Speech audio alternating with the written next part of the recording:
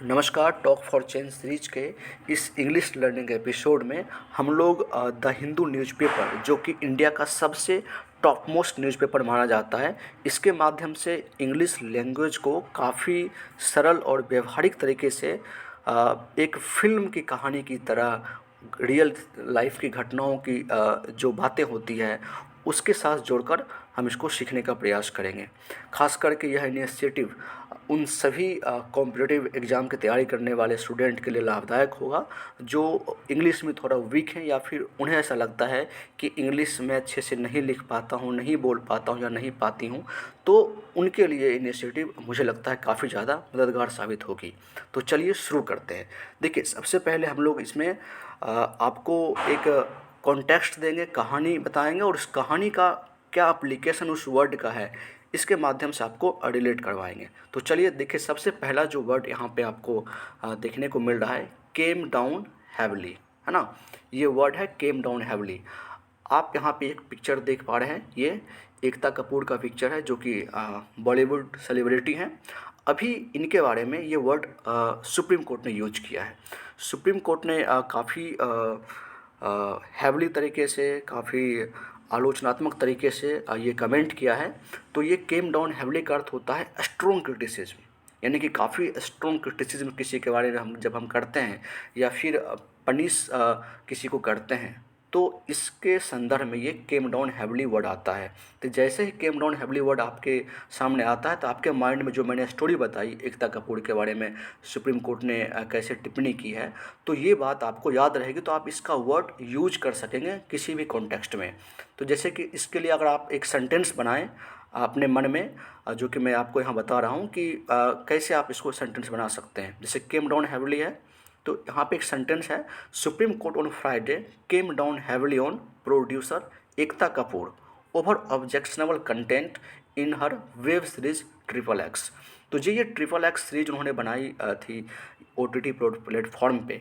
तो वहाँ पे कुछ ऐसी आपत्तिजनक ऑब्जेक्शनेबल कुछ ऐसे सीन होंगे जिस पर सुप्रीम कोर्ट ने काफ़ी कड़ी आपत्ति की है। तो इसको आप केम डाउन हैवली को इस तरीके से यूज करेंगे। सुप्रीम कोर्ट ने देखिए केम डाउन हैवली के संदर्भ में जो मैंने आपको बात कही, स्ट्रॉन्ग क्रिटिसिज्म, कितना स्ट्रॉन्ग क्रिटिसिज्म किया इसका एक मैं आपको उदाहरण देता हूँ। उन्होंने क्या कहा है कि saying she was polluting the mind of young generation of this country. इस सेंटेंस को आप जब सुन रहे हैं तो आप इसका अर्थ लगा सकते हैं केम डाउन हैवली का अर्थ क्या होता है। तो ठीक है, अब आते हैं नेक्स्ट वर्ड पे। देखिए यहाँ पे एक वर्ड आया है स्पाइक इन डेंगू केसेज। आप सभी लगातार डेंगू के बारे में न्यूज़ सुनते रहते हैं। आपके आसपास जहाँ आप शहर में रहते हैं वहाँ भी डेंगू की घटनाएं आपको लगातार सुनने को मिलती है। बट इसको आप कैसे इंग्लिश में बोलेंगे, कैसे आप इसका यूज करेंगे। आप जब बात करते हो तो जब तक आप उसको अपने लैंग्वेज को आप यूज नहीं करेंगे इंग्लिश को, तब तक आप उसका उस तरह से अपने लाइफ में उसका लॉन्ग टर्म तक उपयोग नहीं कर पाएंगे। तो यहाँ पे एक स्पाइक वर्ड आया। स्पाइक का अर्थ होता है शार्प इंक्रीज, यानी कि एक होता है कि चलो धीरे धीरे बढ़ रहा है, डेंगू का केस बढ़ रहा है तेज़ी से, लेकिन एक होता है कि बहुत शार्प तरीके से, बहुत तेज़ी से बढ़ रहा है। वहाँ पे ये वर्ड आता है spike, spike in dengue cases. देखिए सेंटेंस है, central team rushes to UP after spike in dengue cases. अगर आप यूपी के रहने वाले हैं या बिहार के किसी भी स्टेट के रहने वाले हैं तो अब अपने माइंड से, अपने दिमाग से इस सेंटेंस को आप बनाइए कि अगर आप यूपी में हैं या बिहार में हैं तो आप इसको कैसे अपने लाइफ के से एक्टिविटी से जोड़कर, अपने लाइफ की घटनाओं से जोड़कर इसका यूज कर सकते हैं। तो यहाँ पे एक वर्ड और आया रस्ट टीम। देखिए रस्ट का अर्थ होता है काफ़ी जल्दबाजी में उन्होंने एक टीम भेजी है वहाँ पे जहाँ पे ये घटनाएं हो रही है। तो ये हड़ी में, यानी कि काफ़ी जल्दबाजी में एक टीम उन्होंने वहाँ पे डिप्लॉय किया है। तो उसी के संदर्भ में ये रस्ट वर्ड आया, rust team to Uttar Pradesh to assess and manage the dengue situation in Firozabad, Agra and Etawah district. तो ये आप दो वर्ड को आप यूज करना सीख गए हैं। एक स्पाइक जब वर्ड आएगा तो आपको डेंगू की घटना याद रहेगी, और फिर रस्ट टीम यानी कि सेंट्रल गवर्नमेंट ने वहाँ पे टीम भेजी है। अब इस रस्ट टीम को आप किसी भी कॉन्टेक्स्ट में यूज कर सकते हैं। अब सेंट्रल गवर्नमेंट रस्ट टीम अब कोई और घटनाओं को आप ऐड करके अपने माइंड में उसको इमेज बना के आप उसको फिर सेंटेंस बना सकते हैं, बोल सकते हैं। तो ये दूसरा वर्ड हो गया। आगे बढ़ते हैं। हाँ, our next word is carried out. Carried out. अब कैरिड आउट का अर्थ क्या होता है? टू कंप्लीट ए जॉब और एक्टिविटी। किसी काम का जो हमारा टारगेट था उसको हमने कंप्लीट कर दिया, तो उसके सेंटेंस में हम यूज करते हैं कैरिड आउट। तो मान लीजिए आप अक्सर सुनते होंगे सीबीआई जब कोई इस तरह से प्रॉब करती है, जांच करती है, तो वहाँ पे या फिर आप कोई सेना का ऑपरेशन आप सुनते होंगे कि कहीं कहीं पे सेना ने ऑपरेशन कोई चलाया है, तो उसको जब ऑपरेशन चलाती है सेना, जब कंप्लीट करती है, तो हम उस सेंटेंस में भी यूज करते हैं कि army carried out this operation.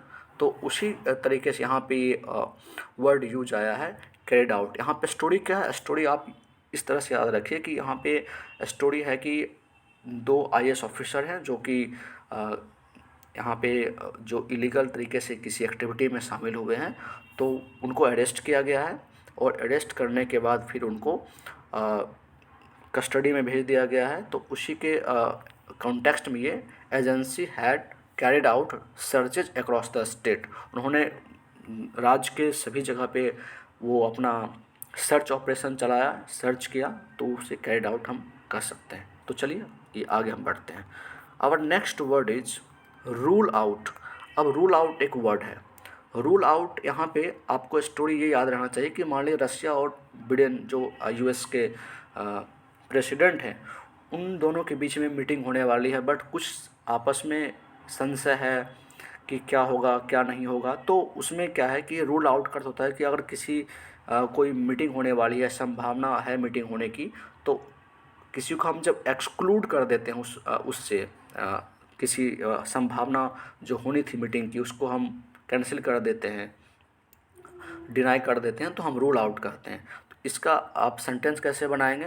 जैसे कि मीटिंग होने वाली है रशिया के जो प्रेसिडेंट है और यूएस के जो प्रेसिडेंट हैं उनके बीच में, बट वहाँ पे क्या है कि meeting with Putin but did not rule out potential talk, यानी कि जो पोटेंशियल संभावित वार्ताएं होने वाली है उसको रूल आउट नहीं किया गया, एक्सक्लूड नहीं किया गया है। तो इस तरीके से जब भी आप रूल आउट वर्ड सुनेंगे तो आपको ये बिडेन साहब और जो पुतिन साहब हैं उनके दोनों के बीच की जो मीटिंग होने वाली थी उसको रूल आउट नहीं किया गया, इस संदर्भ में आप याद रख पाएंगे। ठीक है, यानी कि G20 की मीटिंग होने वाली है अभी सितंबर में। ये आगे तो वहाँ पे जो मीटिंग होनी थी उसी के संदर्भ में ये वर्ड यूज आया है। तो चलिए आगे बढ़ते हैं। Our next word is political turmoil. देखिए पॉलिटिकल टर्मोइल, आप राजनीतिक उथल पुथल आप हिंदी में बोलते होंगे, बट जब कोई दो पार्टी या फिर किसी पार्टी के अंदर कोई ऐसी घटनाएं होती है जबकि राजनीतिक उथल पुथल का रूप ले लेती है, तो उसमें हम पॉलिटिकल टर्मोइल शब्द का यूज करते हैं। मान लीजिए किसी स्टेट में कोई गवर्नमेंट फॉर्म हुई है, बट वहाँ के कुछ जो विधायक हैं या फिर जो एमएलए हैं वो किसी दूसरे पार्टी में मिल गए, फिर वहाँ पे एक क्राइसिस की स्थिति उत्पन्न हो गई, या फिर वहाँ पे गवर्नमेंट के फॉर्मेशन की कोई ऐसी बात आ गई जहाँ पे एक काफ़ी उस तरह से सिचुएशन क्रिएट हो गई जो कि हस्तक्षेप करना पड़ा गवर्नमेंट को या फिर प्रेसिडेंट को या फिर गवर्नर को या सेंट्रल गवर्नमेंट को, तो वहाँ पे हम पॉलिटिकल टर्मोइल शब्द यूज कर सकते हैं। तो यहाँ पे ये आप इस बात को ध्यान रखिएगा। देखिए एक वर्ड आता है यहाँ पे जियोपार्डी। ठीक है, जियोपार्डी का होता है संशय या खतरा। अगर कोई भी वर्ड इस तरह से आप इसको कहीं वर्ड यूज करते देखेंगे जियोपार्डी, तो इसका अर्थ आप लगाएंगे संशय या खतरा। तो यहाँ पे क्या है, जो मिसेस जो ट्रूस हैं ब्रिटिश गवर्नमेंट में जो अभी प्राइम मिनिस्टर हैं, तो इसके संदर्भ में ये वर्ड यूज आया है। तो आप इस बात को ध्यान रखेंगे, जो प्राइम मिनिस्टर ट्रूस हैं, तो यहाँ पे ये वर्ड यूज किया जा रहा है कि Mrs Truss own position is in jeopardy, यानी कि उनका जो अपना खुद जो पोजीशन है वो खुद खतरे में है, संदेह में है, संशय में है। तो ये आप उसको इस तरह से यूज कर सकते हैं। मान लीजिए आपके स्टेट में कोई सीएम साहब है या फिर कोई मिनिस्टर है, तो और उनकी स्थिति खतरे में है, तो आपके कैसे यूज करेंगे? इस सेंटेंस को आप बनाइए कि मिस्टर किसी का आप नाम लीजिए पशुपति या फिर mister AXYZ his position is in jeopardy. ठीक है, तो आप इस तरह से आप एप्लीकेशन यूज कर सकते हैं। मैंने आपको एक स्टोरी के फॉर्मेट में बताया, जब इसको आप अपने लाइफ से फिर यूज करेंगे जोड़कर, तो फिर आप इसको अपने तरीके से लिख पाएंगे, बोल पाएंगे। ठीक है। अब नेक्स्ट हम वर्ड की तरफ आगे बढ़ते हैं। Our next word is stabbed. देखिए ये वर्ड यूज हुआ है स्टैब्ड। स्टैब्ड का अर्थ होता है छुरा घोंपना। अब इसके पीछे स्टोरी क्या है, आप ऐसे आप स्टैब्ड को याद रखेंगे फिर याद नहीं रहेगा। तो यहाँ पे क्या है कि इंडियन स्टूडेंट जो ऑस्ट्रेलिया में पढ़ाई कर रहे थे या फिर वहाँ पे रह रहे थे, तो वहाँ पे ऑस्ट्रेलिया के कुछ जो परपिट्रेटर्स थे, अपराधी थे, उन्होंने छुरा घोंप दिया। तो stabbed in Australia for cash. तो यहाँ पे ये आप स्टैप्ड वर्ड का यूज देख पा रहे हैं और इसको आप याद भी रख पाएंगे कि क्या है। ए 28 year old Indian student was stabbed multiple times in the face, chest and abdomen in Australia by men who allegedly demanded cash। ये बातें यहाँ पे निकल कर सामने आ रही है कि क्यों यहाँ पे स्टैब्ड किया गया, क्यों छुरा घोंपा गया। तो ये बात आप याद रखेंगे, स्टैब्ड मीन्स होता है छुरा घोंपना।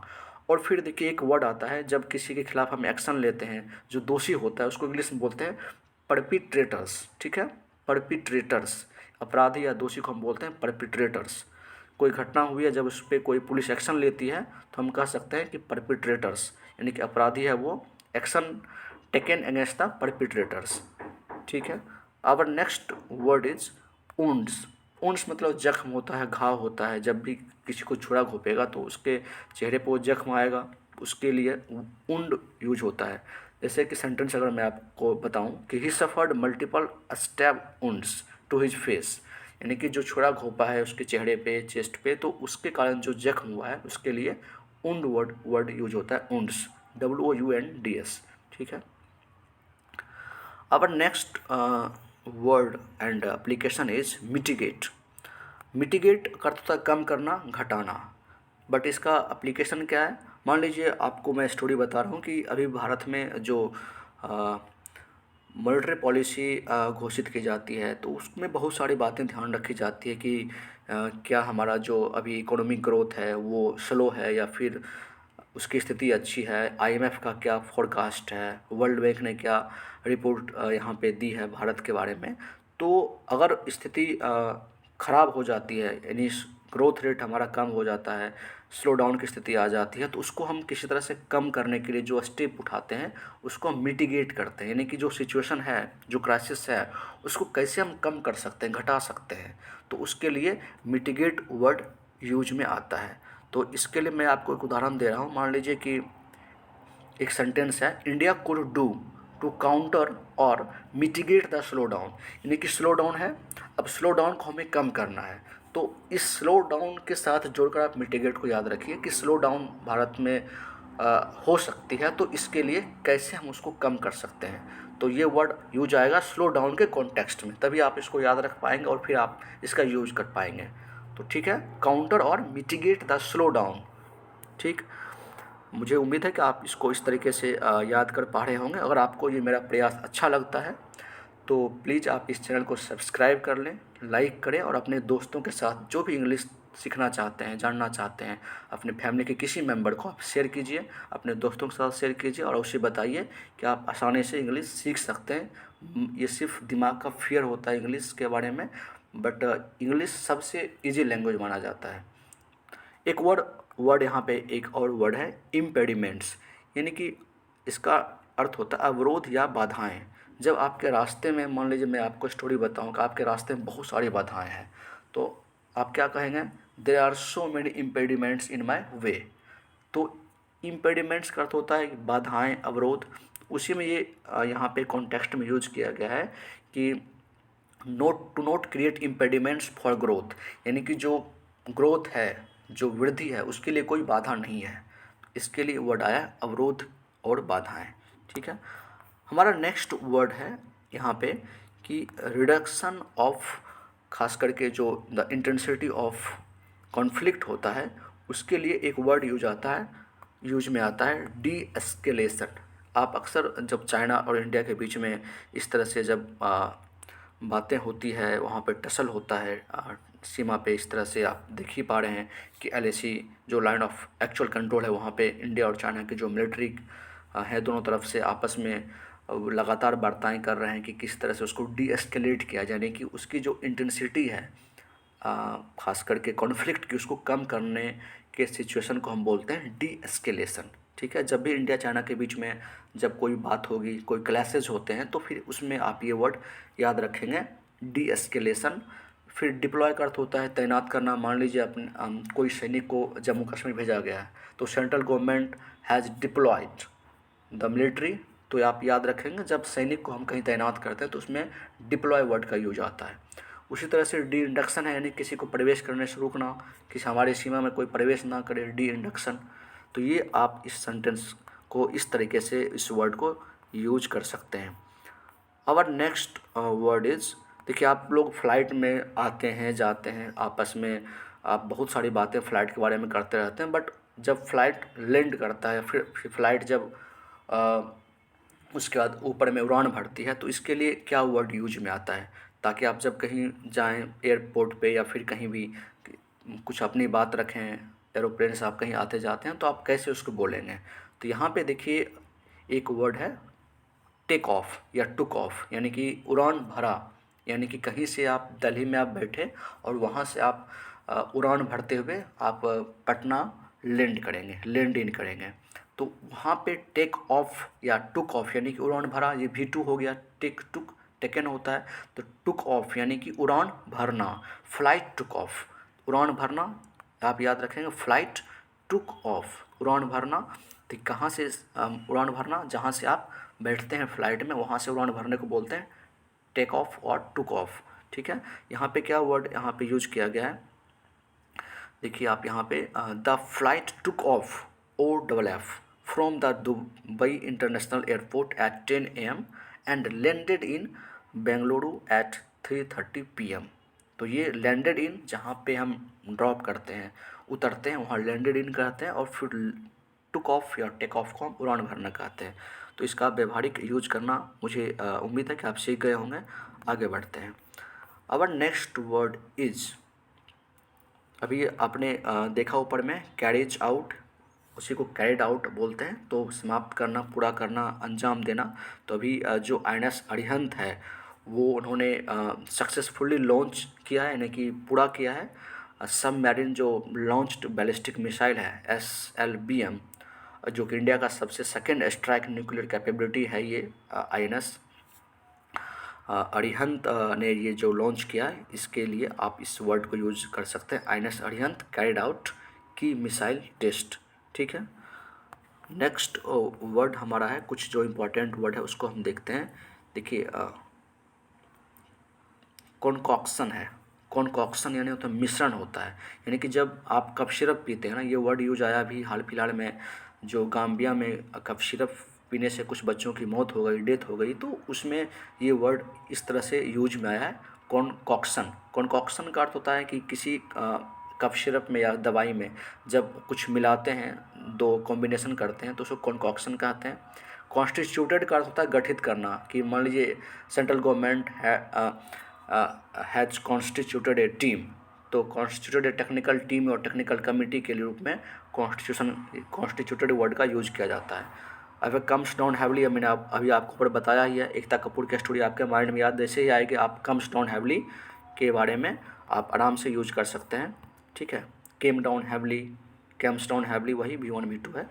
प्लेसिबल का अर्थ होता है ए हार्मफुल पिल और मेडिसिन, और ख़ास करके एक प्रोसीजर होता है जो प्रिस्क्राइब्ड किया जाता है साइकोलॉजिकल बेनिफिट के लिए, उसको हम भी प्लेसिबो इफेक्ट भी कई दफ़ा बोलते हैं, जो कि हमारे साइकोलॉजी को इफेक्ट करता है, और उसी प्रोसीजर का इस्तेमाल करके हमारे साइकोलॉजी को प्रभावित किया जाता है। उसी तरीके से एक वर्ड आता है प्रोसिक्यूशन, यानी कि जब हम कोई सक्सेसफुल प्रोसिक्यूशन नहीं करते हैं, प्रोसिक्यूशन यानी कि कोई लीगल प्रोसीडिंग नहीं करते हैं, उसके खिलाफ कुछ कानूनी कार्रवाई नहीं करते हैं, तो उसको हम कहते हैं नो सक्सेसफुल प्रोसिक्यूशन। ठीक है, इसी तरह से एक वर्ड है एडल्ट्रेशन। एडल्ट्रेशन, तो एडल्ट्रेशन का जो यहाँ पे अर्थ है होता है मिलावट। मान लीजिए अभी आपको मैं बताऊं कि अभी दिवाली या फिर इस तरह से पर्व त्यौहार का मौसम है, तो आप देखते होंगे कि कई दफ़ा कि आपको मिठाई में मिलावट देखने को मिलती है, तो आप वर्ड यूज कर सकते हैं कि एडल्ट्रेशन, यानी कि एडल्ट्रेशन होता है कि आप जब किसी चीज़ में कुछ मिलाते हैं जो कि लीगल नहीं है, तो वहाँ पे ये वर्ड यूज में आता है एडल्ट्रेशन। उसी तरीके से एक वर्ड है इंटरनेशनल आउटक्राई, यानी कि जब ये सब घटनाएं हुई अभी जो गाम्बिया में बच्चों की डेथ हुई, उसके बाद ये काफ़ी ज़्यादा अंतर्राष्ट्रीय स्तर पे एक हो हल्ला मच गया। तो there is international outcry, outcry का अर्थ होता है हो हल्ला, ठीक है।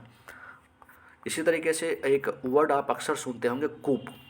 कूप का अर्थ होता है एक तरह से सैनिक के द्वारा तख्ता पलट जब कर दिया जाता है तो उसको हम कूप बोलते हैं। अभी आपने म्यांमार में देखा है, सुना है, अभी लगातार वहाँ पे ये कूप की स्थिति है। तो यहाँ पे एक नई जो घटना है, जो आप ने पढ़ा होगा न्यूज़पेपर में, एक बुर्किनो फासो कंट्री है, ये दक्षिण अफ्रीका का वेस्ट पार्ट का ये कंट्री है बुर्किनो फासो। वहाँ पे कूप किया गया, यानी कि तख्ता पलट कर दिया गया उसके द्वारा जो वहाँ पे सैनिक थे। तो इसका अर्थ होता है एक तरह से वायलेंट तरीके से, इलीगल तरीके से पावर को सीज कर लेना, जो वहाँ के गवर्नमेंट वहाँ पे थी उसको सैनिक तानाशाह के द्वारा ये सीज कर लेना, उसको हम कूप कहते हैं।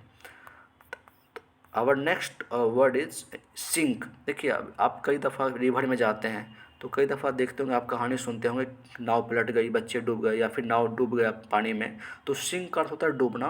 तो यहाँ पे वही बात की जा रही है कि 10 children killed after boat sinks in Cambodia's Mekong river.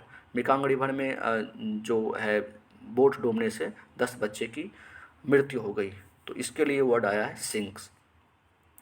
तो ये चीज़ आपने देखी। ये जो मैंने अभी आपको बुर्किनो फासो के बारे में बताया, इसका हम लोग मैप देख लेते हैं। बुर्किनो फासो कहाँ पे है, देखिए आप इसको देखिए, ये है बुर्किनो फासो, ठीक है। तो यहाँ पे आप क्या देख रहे हैं, यहाँ पे आप देखते हैं इसकी सीमा किसकी से टच करती है। देखिए ऊपर में यहाँ पे नॉर्थ साइड में माली है, यहाँ पे आप देखते हैं थोड़ा सा आप नीचे आते हैं साउथ वेस्ट की तरफ, तो यहाँ पे आप आइवरी कोस्ट देखते हैं। आइवरी कोस्ट के बाद फिर यहाँ पे आपको देखने को मिल रहा है, ये इस साइड में आप देखते हैं, ये बुर्किनो फासो के ईस्ट साइड में नाइजीर है। फिर थोड़ा सा नीचे आते हैं तो आप देखते हैं यहाँ पे टोगो है, नीचे साइड में टोगो है, इसकी सीमा टच करती है। बेनिन भी सीमा टच करती है। तो ये सारे जो कंट्री हैं यहाँ पे इसकी सीमा इससे टच होती है। तो ये आपने देख लिया बुर्किनो फासो की जो सीमा किसकी से टच करती है। तो ये रहा हमारा आज का डिस्कशन। तो आई होप ये आपको काफ़ी मददगार साबित होगा जब आप इसको सुनेंगे। तो आपको ये कैसा लगा, आप अपनी राय हमें कमेंट सेक्शन में ज़रूर बताएं। मिलते हैं नेक्स्ट एपिसोड में एक नई स्टोरी, नई कहानी के साथ। तब तक के लिए नमस्कार।